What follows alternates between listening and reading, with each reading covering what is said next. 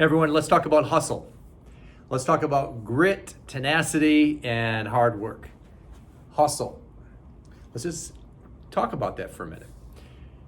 Have you heard that this key to success is hard work and hustle and just grit your teeth and make it happen? I've heard that. In fact, I followed that mantra for so long. You can pull up YouTube right now and just type in hustle and you'll get a million videos on that's the key to success. What if there's more to it? What if there is more to hard work? What if there's more to being successful than merely hard work? You know, we've always heard that if we work hard and apply ourselves, then we'll achieve more. But what happens if that doesn't work? Even with professional success, this is what I found, that even though I was technically successful, I felt like an imposter on the inside and my business had stagnated. That's what happened when I worked hard, when I applied muscle and the physical side of working hard, which looked a lot like long hours, missing family, and staying here longer and just thinking physical action towards the goal, towards the thing that I thought I wanted. What it did was it left me disillusioned and exhausted, and it frankly had me missing out on valuable family time. And I think that's not what success is all about. I think success is about fulfillment and about uplifting and about love and about helping and about sharing your gifts and even being able to do what you want, when you want, and how you want to do it. But hard work, hustle alone is not the name of the game. And I'll share with you how there is some application of applied effort. But it's not just that alone. So, you're meant to run a business and live the way you want to live. So it's time to think about, just consider there might be another approach. So what if it wasn't hard? That's a question I'm going to ask for you. What if it wasn't hard? What if it didn't need to be that way? After 20 years, almost 20 years in business, in real estate, I discovered a proven framework that we identify and eliminate psychological barriers that hold us back, that was holding me back. And it's a different way, a new model. I heard something this week which was the best description or the best question to ask. So let me give you this nugget today. When we think about something that we're going to do, whether it's start a business, figure something out, maybe it's a challenge. We can take it from a small challenge all the way to a big challenge. We always tend to think that it's going to be hard. Oh, this is going to be hard. It's going to be difficult to figure out. Starting a business is hard. What if it wasn't? What if it was easy? What if the new challenge was actually easy? What if something that you were going to do that you've never done before was actually easy? What if? What if it was easy? This week I tried this out. I heard this, asked the question, what if it was easy? I was delivering a speech. I told myself I would deliver a speech for the local Toastmasters that I belong to. And I hadn't prepared the speech, but I promised I would, and I would commit to that. And it was 20 minutes from the time that we were going to go on and have our meeting in Zoom fashion. And I hadn't written the speech yet, but I promised I would. And so as I began to feel a little bit of pressure building up, I stopped myself and asked the question, what if writing a world-class speech in 5 minutes was easy? What if it was easy rather than hard? And then I began to feel a sense of ease come about me. What if it was actually easy? And then I sat down and wrote it in 5 minutes. And then I delivered it 20 minutes later. And the comments I got were, we really appreciate, Kevin, you taking all that time in preparation and being so prepared for that speech. There it was. Now, granted, I have a lot of content within me from years of study, and especially through this material of my mentor, Bob Proctor, and the programs that I'm involved in. But a lot of that was, I just had this intuition, and I asked Spirit for guidance. And then I felt this just open up this book and just have an excerpt from that. You can draw on that information there, but quickly and efficiently, and it did not seem like work. What if it was easy? I was got a new treadmill. My old one, a couple weeks back, it collapsed. I was in the middle of my exercise, and the whole thing just fell down, and I flew off the back. You can see it on if you imagine what that might look like. It could have been dangerous. I could have hurt myself, but I was actually fine. But the whole thing collapsed, so I needed a new treadmill. So we got the treadmill and put it in there. And there's all these gadgets, and it's Bluetooth, and it's all fancy. You know, like the other one was like 15 years old. There's no technology. This thing is decked out. This thing was like a massive technology machine, and I knew not how to use it. And so I was trying to get it up to the 10 miles per hour that I wanted to start at, and I was pushing it. Like, I was so frustrated. I was just pushing up the up arrow, up, trying to get it up to 10. It was taking forever, and I had done that for about 2 weeks. And I asked, as I was getting on there, I said, what if it was easy? What if it was easy to get, I wonder if it was is there an easier way? I mean, what if it was easy to get this thing up to its speed that I need to be at? And the whole time right in front of me, there were these, I mean, when I say right in front of me, I mean as far as this away, but right in front of my eyes, not down here, not up here, but right here. Push the button to go to the fast speeds. In other words, I had to literally press the number 10 to go to 10 miles per hour. That easy. Right before my eyes. And there I went. So I share that story with you, that analogy backed up with another analogy to give you some insights into, there are things that are right in front of us that we don't even see. And just because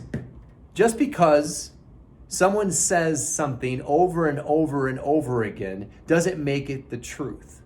Furthermore, if a group of people come together and say something over and over again, that doesn't make it the truth either. That makes it a belief system. Either an individual belief system or a collective belief system. It doesn't make it true. So what if there is something right in front of you, right before your eyes, that you haven't seen before? That's what happened to me. I thought it was one way. I believed the hype. I believed the stories, and it was right in front of me the whole time. I just didn't know it. We talk about levels of awareness. If you look at lines on a notepad, levels of awareness, like lines on a notepad, my level of awareness was here.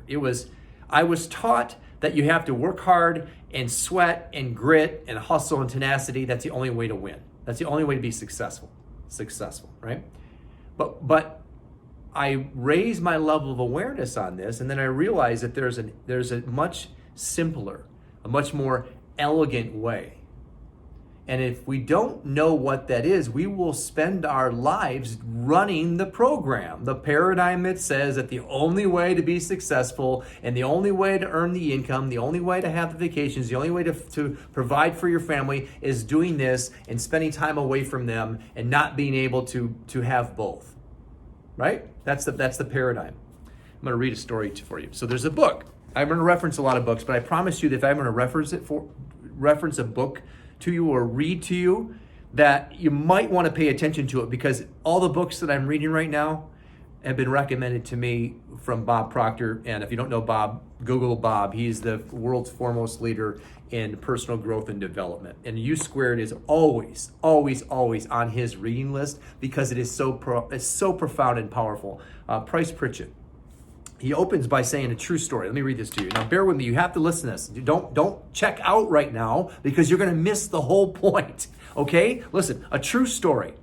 I'm sitting in a quiet room at the Millcroft Inn, a peaceful little place hidden back among the pine trees about an hour outside of Toronto. It's just past noon, late July, and I'm listening to the desperate sounds of a life or death struggle a few feet away.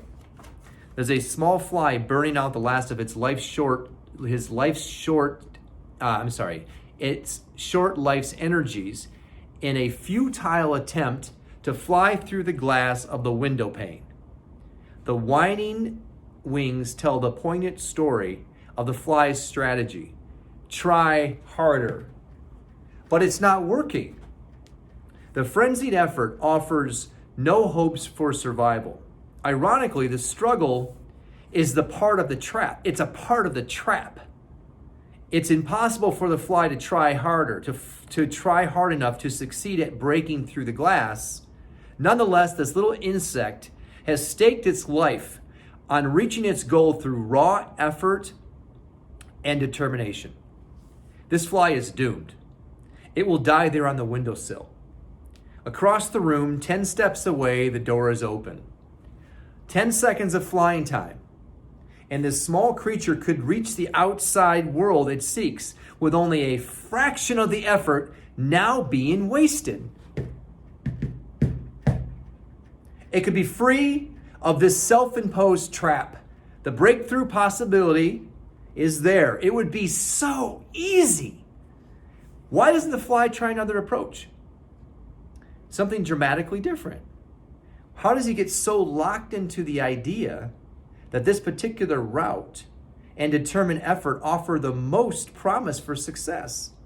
What logic is there in continuing until death to seek a breakthrough with more of the same? No doubt this approach makes sense to the fly. Regrettably, it's an idea that will kill. Trying harder isn't necessarily the solution to achieving more. It may not offer any real promise for getting what you want out of life. Sometimes, in fact, it's a big part of the problem. If you stake your hopes for a breakthrough on trying harder than ever, you may kill your chances for success. What if there's another way? See, inherent in the try harder, work harder philosophy is it doesn't take into account that we are spiritual beings in a physical body. It takes into account only that we are physical and that we must rely only on our physical abilities and our physical senses. Going back to, where is it? Right there, the stick person with the 5 senses that most people, 95% of the planet, use to make their decisions, to create using their senses. It's not creating at all. It's just regurgitating what is. And the same way comes to this thing.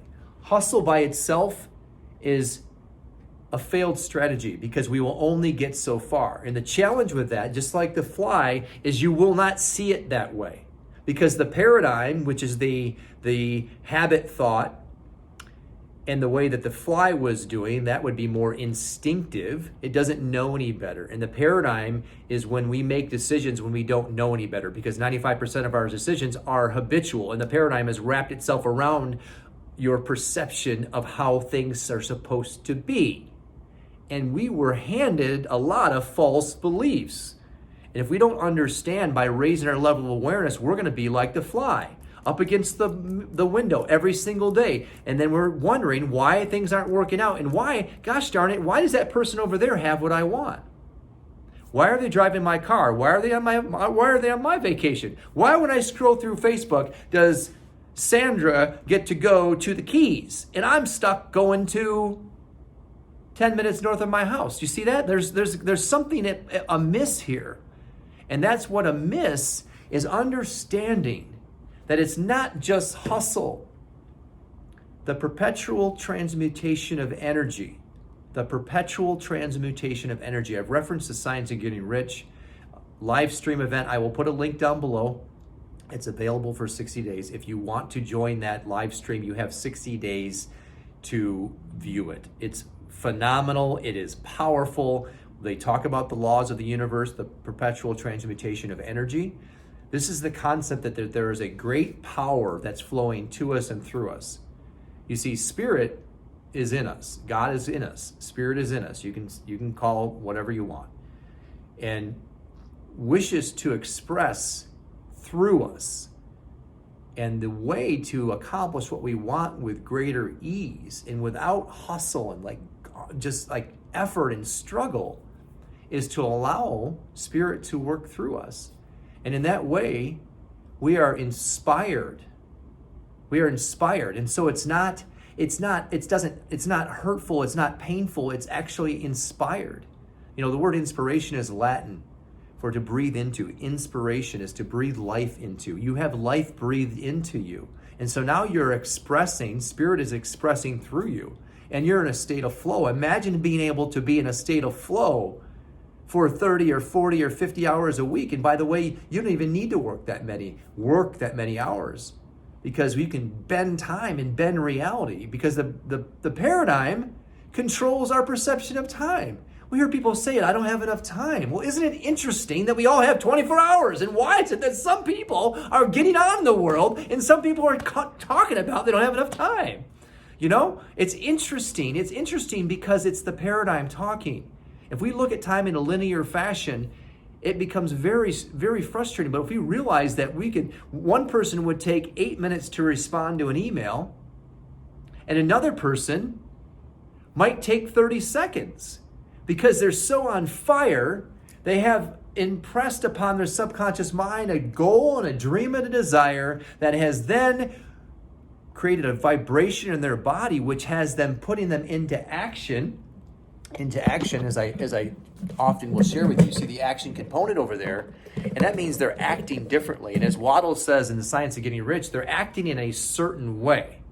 And that certain way is by observing truth. And truth meaning not just what's right in front of them, but holding firmly on the desire until it manifests into reality. But then it also sets up a vibration in the body. You see, it's not just hustle. It's inspiration first, which then has us going to work, but in a way that's inspired. And then our actions are actually really, really powerful and more effective. And we begin to communicate in a better way because Spirit's communicating through us. And then we can attract the people, the circumstances, and the events that draw more of that to us. So much different than simply saying, I'm going to go to work and then I'm going to carry a bucket. And when I carry the bucket and I set it down, then someone's going to give me an even exchange for that. That's not creating.